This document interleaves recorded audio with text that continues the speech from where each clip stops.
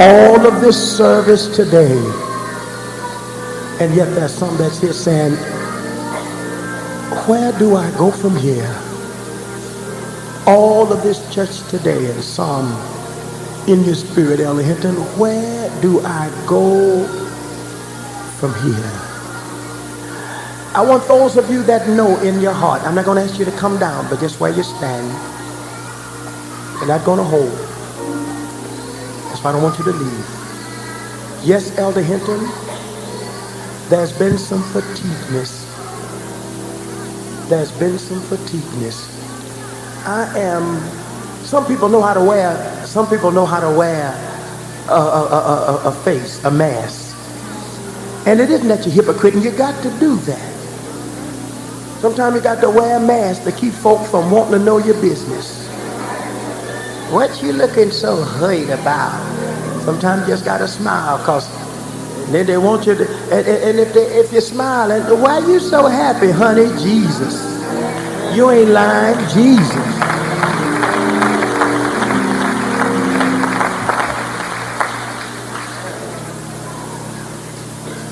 Sometimes loneliness can bring about fatigueness. Amen. And I want those, Elder Henton, yes, I'm not going to hide it. There's great fatigueness. I'm tired of the same fight. I'm a strong person, and I'm a loyal person, and I can take it. But sometimes you can fight better when you're fighting a different fight. But when you're fighting the same fight year in and year out, you can take another problem, because every fight brings about inspiration.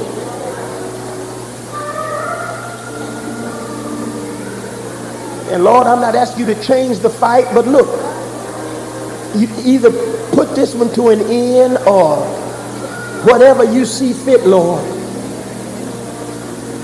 Thank you, Lord. I know God hears me. And I know he's going to do it. Hallelujah. Thank you, Lord. Oh, yes, God. The fight. Life is so short. Whatever you can say to encourage somebody, do it. Help them on the way. Folk got enough to contend with. Man, if you can't say a kind word, don't say nothing. It don't take much for some folks. And just a kind word. Tell them they look nice. Thank you, preacher. Tell them they look nice. Tell them I'm praying for you, and be praying for them. Tell them you missed them. Let them know you care without any strings attached. Amen. Don't go joining yourself to somebody you know that's got some money or getting some money coming, and the Lord led you. Don't be no hypocrite. Man, just be real. Bow your head. Hallelujah. God. Some of you have been really strong. Amen. It takes a strong woman to raise children without a father in this day. You know, with temptations all around you, it takes God. You know what? Can I talk where you live? Sometimes in raising your family as a young woman or as a young man without companionship, sometimes you grow tired. You know why you grow weary? Some preachers ain't gonna say this, but sometimes you get a twofold temptation. You don't just have that person that's after you to fight, but you have your desires in you for that person. So you got a twofold fight. A fight within to resist, and then the person itself, they self. And sometimes you can't let them know how you really feel. And some of them, if they knew how weak you were, for them, they'd walk up the front of you and down the back of you. And sometimes you've got to just put up a wall and act deeper than you really are, just to get by for this time, hoping you be double strong the next time. But sometimes you get tired of that. Same old, same old. And you don't think the Lord cares. You just think all the Lord is interested in is you praising him and giving an offering. He's concerned about you to the minute. I mean, he's concerned about you in detail. That's right. Everything that involves you, your making. He knows your makeup. He knows what it takes for you. There's some of you that's standing here, you're an over-affectionate person. And that can be dangerous under your circumstances. Some of you standing here, I'm going to tell you what you're love-starved. Love-starved. You need a companion in your life. I'm not talking about no mess. I'm talking about God's way. But even though you don't have it, it still don't change the way you feel as a woman or as a man. And sometimes that can just wear on you. Then it can become a fight when you see others, couples, going their way and you going as a single person. I've been there to your single room, your single, and you've tried to appease yourself by buying cars and clothes and suits and gold chains and pearls, string of pearls and all that kind of stuff. But it don't take the place of what the inner you is crying for. And you don't think God cares. And it has brought about a fatigueness. Then you've got to fight feeling that way when the devil is telling you and some young person come up and tell you, honey, you through. Sometimes you want to prove to them how through you really are by finishing them and getting through with them by way of the hospital. But tonight, I'm going to tell God about it. And God hears my prayer. He hears my prayer. And some of you stood well. Some of you stood well. Some of you wasn't perfect. I ain't going to tell it all. You wasn't perfect. But under the circumstances, you stood well. Amen. Now don't mess things up. Because eyes haven't seen. And ears haven't heard. Neither have it entered into the hearts of men what God has in store. See, so you got to realize, here's what you got to realize. God's got somebody for you tailored made. Amen. See? I went to a place and I fell in there. I fell in that place all dressed up and sharp. He said, Doc, where you have your suits made? Do you have your suits made or do you get them off the rack? I said, no, I get them off the rack. Some folks got theirs off the rack, but God says, I'm getting something tailored made for you. Ah.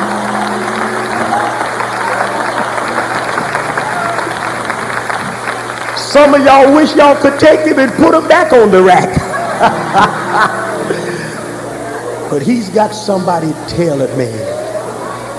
You don't have to worry, just remain steadfast and true. Eyes haven't seen. And he can give you somebody so tailor made until look like the longer you're married, the more you look alike. Huh? He'll give you somebody that'll love you and love your children. And won't try to pull no incest with them. You better go with them here. Hallelujah. Amen. That's what I'm preaching. Father in heaven, we thank you. It's been a long day, but it's been a mighty good day. And one will say, well, Henton, it's easy for you to say, look what he's blessed you with. But before I was blessed with that, look at the lonely years.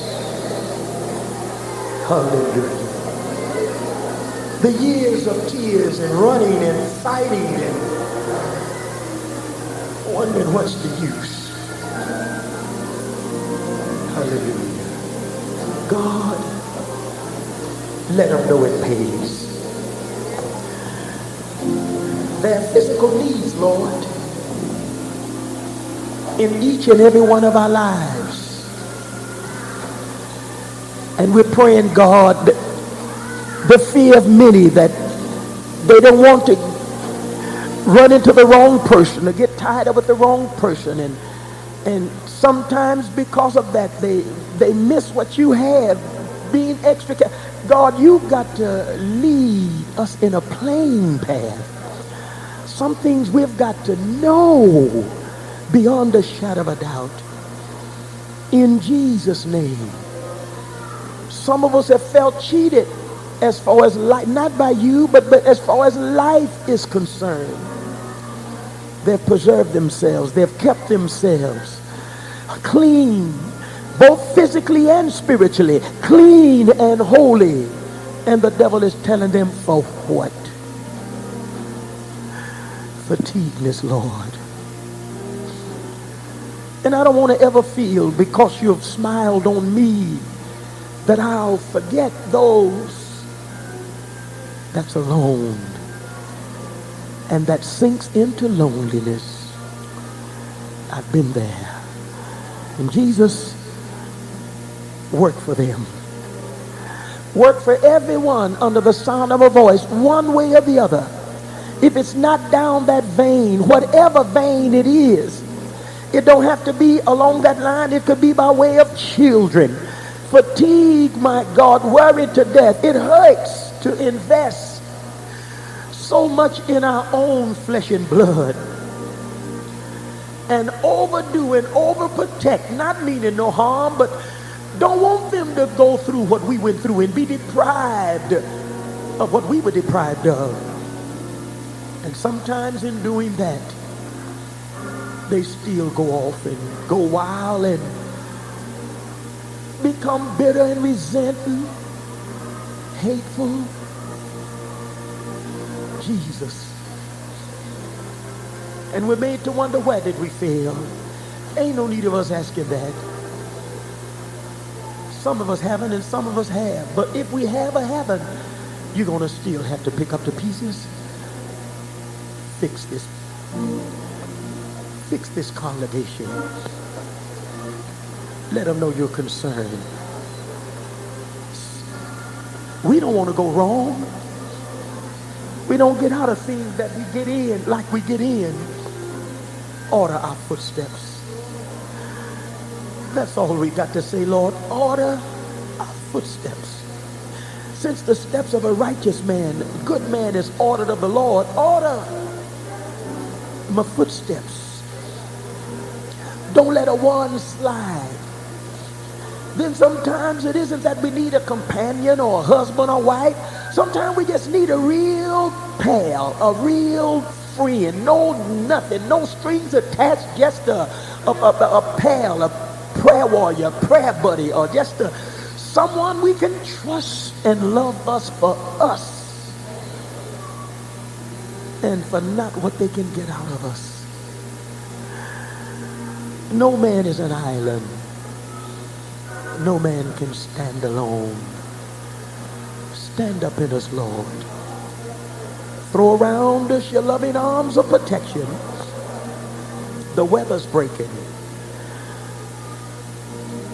The trees have budded and the flowers have bloomed and everything is green. Lord, places that have been closed from the winter are opening now. Some are tired. And I'm asking you to fix it, to work it out. Save our children. Save our sons. Then there's some that stand and saying, Lord, if you would just save one of my sons or just save one of my daughters, where one of us can just, one of my children can walk with me as we walk with God. All of the children are lost. And Lord, if you just save one, two, couple of them, you got faith to believe the rest of them will come in as the result of that. That's where they're standing. You can work that out. Now, Lord, I'm optimistic. I'm positive about what I pray. And I'm decreeing what I pray, that it will be established. Thou shalt decree a thing. Thou shalt decide a thing. Thou shalt determine a thing. Thou shalt proclaim a thing. Thou shalt ordain a thing. And it shall be established. Father dear, everything that I've prayed, every avenue that we've prayed today, I decree in Jesus' name that it will open up down every, by way of the children, by way of saving them, by the way of healing the lonely spot, the empty spots, the vacuums in the lives, the loneliness. I decree that this will be established. God, I'm decreeing a quick work. I'm decreeing a quick work. In some cases, by the matter of hours. I'm decreeing a quick work.